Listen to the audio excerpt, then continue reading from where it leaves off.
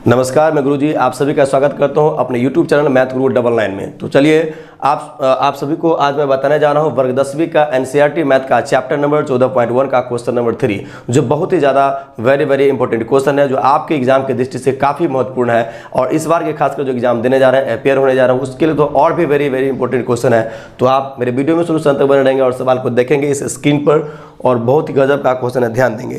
Question देखिए क्या दिया गया है। निम्नलिखित बंटन एक मोहल्ले के बच्चों के दैनिक जेब खर्च को दर्शाता है। माध्य जेब खर्च 18 रुपया है, ध्यान देंगे। माध्य का जेब खर्च कितना है? 18 रुपया है। लुप्त बारंबारता ज्ञात कीजिए। 18 रुपया पहले से दिया गया है। लुप्त बारंबारता जो एफ दिखाई दे रहा है ना सवाल में, वो एफ हमें ज्ञात करना है, ठीक है। तो उस सवाल को बहुत बढ़िया से देखेंगे। तो सबसे पहले हम इसको भर लेते हैं यहाँ पर, जो ठीक है, तो और भी बेहतर रहेगा यहाँ पर। चलिए इसका हम पहले वर्ग अंतराल कंप्लीट कर लेता हूँ, ठीक है। तो कितना दिया इसका? 11 से 13 है ना जी। आप ध्यान देंगे, हम लिखते हैं यहाँ पर 11 से 13 कितना है? 11 से 13 दिया गया इसका वर्ग अंतराल, कोई दिक्कत नहीं। 13 से 15, 13 से 15 दिया गया है। 15 से कितना है? 17, और 17 से कितना दिया है? यहाँ ध्यान दें, 17 से दिया गया आपका 19, और 19 से दिया गया कितना? 21, ठीक है। और 21 से कितना दिया गया है? 23, और 23 से कितना दिया गया है? 25, ध्यान दे। 23 से हो गया आपका 25, 25 तक ही लिया गया वर्ग अंतराल, ठीक है। ये जो दैनिक जेब भत्ता रुपया में दिया गया ना, इसको हम यहाँ पर वर्ग अंतराल के अंतर्गत रख लिए, ठीक है। अब देखिए ध्यान दे, बच्चों की जो संख्या दिया गया, ध्यान दे, बच्चों की जो संख्या दिया है उसको हम क्या लिखे हैं? बारंबारता में। तो कितना कितना दिया है देखिए यहाँ पर, यही तो समझना है। ये हो गया आपका पहला में 7, उसके बाद यहाँ पर 6, उसके बाद इसके सामने कितना दिया है आपका? 9, ठीक है। इसके सामने कितना है आपका? 13, ध्यान दें, सबके सामने हम लिखेंगे। और इसके सामने कितना दिया गया आपका? 19 से 21 तक के बीच में एफ यहाँ लिया है। एफ कितना? एफ यही है, तो हमें ज्ञात करना है। 21 से 23 में कितना दिया है? 5, ठीक है। और 23 से 25 में कितना दिया गया है आपका? 4, ध्यान दिए। अब ध्यान दो, पूरा को जोड़ोगे तो कितना आएगा? तो देखिए यहाँ पर 7 + 6 + 9 + 13 + 5 + 4, इन सबको जोड़ेंगे तो कितना आता है? 44, ध्यान दे कितना आता है? 44, 44 हो गया। और एफ को प्लस में जोड़ देंगे, 44 + एफ होगा कि नहीं? तो यहाँ पर हम क्या लिखेंगे? 44, क्या लिखेंगे? 44 और प्लस एफ लिख देंगे, ध्यान दे, 44 + एफ लिखेंगे, कोई दिक्कत नहीं। 44 + एफ लिखेंगे। अब देखिए हमें ये वर्ग चिन्ह ज्ञात करना है, तो वर्ग चिन्ह तो ज्ञात करना होगा किसी भी कीमत पर। अब ध्यान दें, ये कैसे ज्ञात करेंगे, पहले भी बताए थे, फिर आपको समझा रहे हैं, ध्यान देंगे। 11 और प्लस 13 जोड़ेंगे, कितना? 11 और प्लस कितना हो गया? 13, बराबर कितना होगा? 3 1 4 और 1 1 2, इतना कितना हो गया? 24। 2 से आप भाग दें, कितना आएगा? 12, कितना आएगा? 12। तो इस 12 को हम यहाँ पर लिखेंगे, ठीक है। यहाँ पर 12 को लिखेंगे, ठीक है। यानी तो देखें 11 के बाद 12 होगा ना, और 11 और 13 के बीच में क्या चीज़ यहाँ कमी है? 12 है ना जी।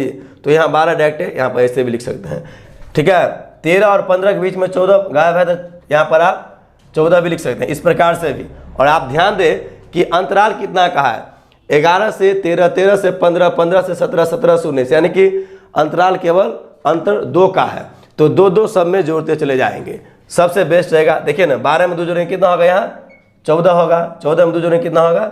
16 होगा। 16 में 2 कितना होगा? 18। 18 में 2 कितना होगा? 20, ठीक है। और 20 में 2 कितना होगा? 22, और 22 में 2 कितना होगा? 24, इतना आएगा, ठीक है। तो ये आपको समझ में आ गया? नहीं तो जोड़ कर भी भाग देंगे तो चलेगा, जरूर ना। 13 और 15 को जोड़ेंगे कितना होगा? तो ये हो जाएगा आपका 13 + 15 जोड़ते हैं तो 5 3 8 1 1 2 28, 2 से भाग देंगे जैसे ना, तो कितना आएगा? 14, यानी कि 14 आता है, ये इस प्रकार से। तो ठीक है, ये आपको समझ में आ गया, सबसे आसान विधि से बता दिया आपको। अब क्या करना है? एक्स आई, ठीक है, एफ आई और एक्स आई दोनों को क्या किया गया? यहाँ पर गुना किया गया है, तो दोनों को गुना करेंगे तो 12 सत्ते कितना होगा? 84। यहाँ ध्यान दें, ये आपको ध्यान देना, 12 सत्ते 84, और 14 छक कितना हो जाएगा? 84, ध्यान दें, 14 छक 84, ठीक है। और 16 नमा कितना होगा? 16 नमा कितना हो जाएगा? 144, यहाँ ध्यान दें, 144। अब देखिए 18 तिया 54, 18 तिया 54 के 4 हाथ कितना बच गया? 5, 18 का 18, 5 जोड़े कितना हो जाएगा 23, यानी कि इतना हो गया 234। अब देखिए यहाँ पर 20 को f से गुना करें कितना होगा, तो हो जाएगा आपका 20f। 20 को f से गुना करें 20f।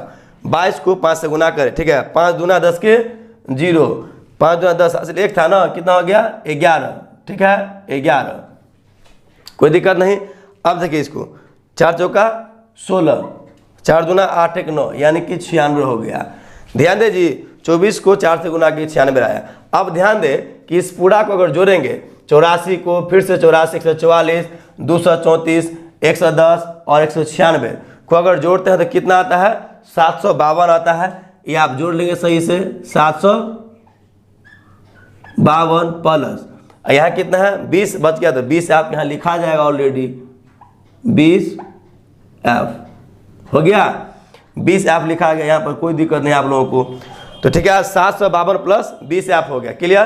तो अब इसका हम क्या करेंगे, माध्य ज्ञात करेंगे। ध्यान दे इस चीज को सही से जोड़ लीजिएगा, 84 प्लस 84 144 प्लस 234 प्लस 110 प्लस 96 कितना हो गया 752 प्लस 20f, क्योंकि प्लस में 20 भी जोड़ेंगे तो 20f होगा, क्लियर। चलिए अब इसको हम क्लीन कर देते हैं पहले, उसके बाद इस पर बैठाए थे सवाल को, ध्यान दें। अब आप यहां पर समझने का प्रयास करें कि इसमें माध्य दिया गया कितना, तो इसका देखिए लिखेंगे माध्य बराबर, क्या लिखेंगे,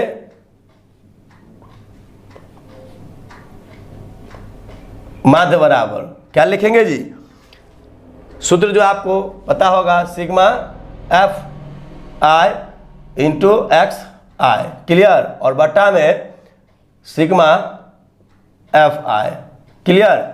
अब देखिए माध्य कितना दिया है 18, ध्यान दे सवाल में आप देखे थे ना, फिर से एक बार देख लीजिए कितना दिया है, माध्य में 18 ऑलरेडी दे दिया है, तो 18 पर लिखेंगे, तो यहाँ ध्यान दे, तो यहाँ हो जाएगा 18, कोई दिक्कत नहीं।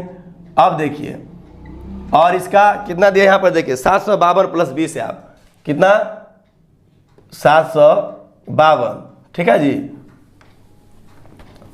कितना दिया है 752 प्लस 20f, और बट्टा में क्या हो जाएगा, ध्यान दे सिग्मा एफ आई है तो कितना है 44 प्लस f, ध्यान दे कितना हो गया यहाँ पर 44 प्लस f, ठीक है। आप इसके बट्टा में 1 2 अपने मन से आप क्रॉस गुना कर दो, क्लियर, इसको ऐसे इसको ऐसे, यानी कि 752 प्लस 20 f को गुना करेंगे 1 से तो इतना ही रह जाएगा, ठीक है, तो इतना ही होगा, देखो 752 प्लस 20 f, अने गुना करके चेक करना है तो कर लो ना, यहाँ 1 से हो गया, बराबर इसको 18 से गुना करना, देखो 18 से इसको हम गुना करेंगे, कितना है 44, ध्यान दे 44 और प्लस f है, कितना है f, 44 प्लस f है, कोई दिक्कत नहीं। अब गुना कर दो, इस सब में 1 से गुना करेंगे इतना ही रहेगा, 752 प्लस 20f, कोई दिक्कत नहीं यहाँ तक। अब देखो जब इसको हम गुना करेंगे तो 18 चौक कितना होगा, 18 चौक 72 क्या हो जाएगा आपका 2, हाथ में कितना बच गया, हासिल बच गया आपका 7, ठीक है, और 18 चौक फिर से 72 और 60 जोड़ेंगे कितना हो जाएगा 79, होगा ना जी, 79 हो गया, यानी कि 792, और प्लस 18 को जो f से गुना करेंगे कितना हो जाएगा 18f हो गया, क्लियर। अब आप ध्यान दो कि सबको इधर ले आते हैं, देखिए ध्यान देंगे 700 कितना हो गया यहाँ पर 52 प्लस कितना हो गया आपका 20f, यहाँ तो कोई दिक्कत नहीं 20f हो गया। अब देखिए इस सब को इधर लाते हैं, इधर दे 792 को इधर लाते हैं, कितना 792 और माइनस कितना हो गया 18f, क्लियर, और बराबर यहाँ पर 0 देंगे, ठीक है, जब इधर सब आया ना तो बराबर यहाँ पर 0 देंगे, क्लियर। अब यहाँ पर ध्यान दें कि 752 में से और 792 घटाएंगे तो माइनस में जाएगा, माइनस में कितना जाएगा जी, तो माइनस में जाएगा आपका 40, ठीक है, देखिए ना माइनस में 40, कम में से बेसी घट रहा है, वैसे भी घटाइए ना, 2 में से 2 गया 0 हो गया, 9 में से 5 गया 4 हो गया, लेकिन यहाँ 752 है इसलिए 752 में से कितना घटा है 792, तो इतना हो गया 40, और 20f में से 18f घटा है तो प्लस में कितना होगा 2f, क्लियर, 2f बराबर 0, समझ आ गया, 20 में से 18 घटेगा कितना 2f प्लस में होगा। अब देखिए यहाँ पर लिखे -40 बराबर -2f, हो गया कि नहीं? माइनस माइनस भी कट गया, 40f है ना, बच गया। अब देखिए 40, ध्यान दे, 40 बराबर 2f, 2 से काट दो, 20 दूना 40, ठीक है। तो इतना आपका कंप्लीट हो गया। लिखो इसको, f बराबर 20, सीधा कर दिए तो f बराबर 20 आ गया। यही आपका हो गया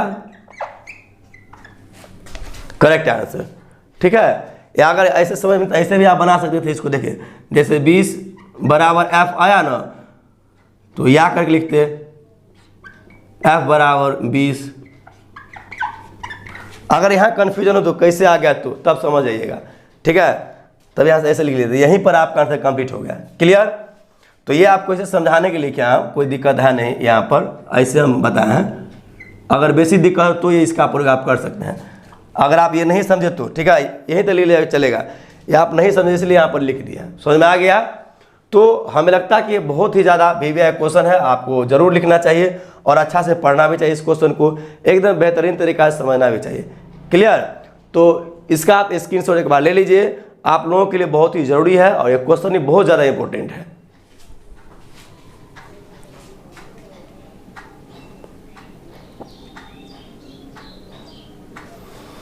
तो चलिए इसका आप स्क्रीनशॉट ले लिए। अब मैं आपसे नेक्स्ट वीडियो मुलाकात करता हूं, तब तक के लिए आपको बहुत बहुत धन्यवाद।